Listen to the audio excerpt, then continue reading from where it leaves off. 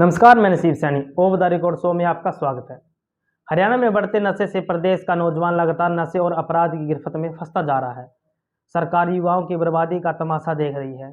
हम अपने दर्शकों को कहना चाहते हैं कि वे अपने बच्चों पर विशेष ध्यान दें, क्योंकि जब सरकार तमाशबीन बन जाती है तो परिवार की जिम्मेदारी और ज़्यादा बढ़ जाती है।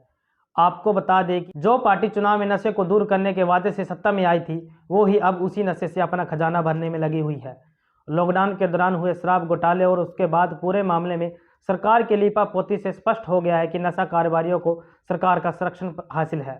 सरकार के संरक्षण बिना यह अवैध कारोबार इतना फल फूल नहीं सकता।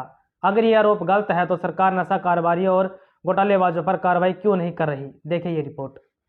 देश में अंग्रेजों से गुलामी से मुक्ति के बाद बहुत बड़ी आबादी नशे की गुलाम हो गई है।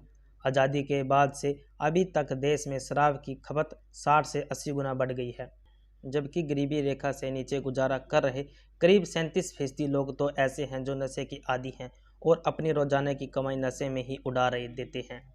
नशा शुरू करने वाले युवाओं की औसत आयु देश में जहां पहले 16 से 18 वर्ष थी, वहीं अब यह 13 से 15 वर्ष हो गई है। स्थिति इतनी गंभीर है कि कुछ समय पहले जहां स्कूल कॉलेजों के किशोर और युवा ही नशे के तस्करों के निशाने पर थे, वहीं अब छात्राएं और महिलाएं भी नशे की आदी हो रही हैं।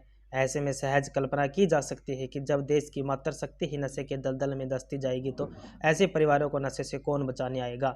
सरकार की नशा कारोबारियों से साठगांठ सिर्फ आज ही नहीं बल्कि आने वाले नस्लों तक को बर्बाद कर रही है, जो हरियाणा को पूरे देश में नंबर 1 हरियाणा के हमारे सुनहरे सपने को धूमिल कर रही हैं।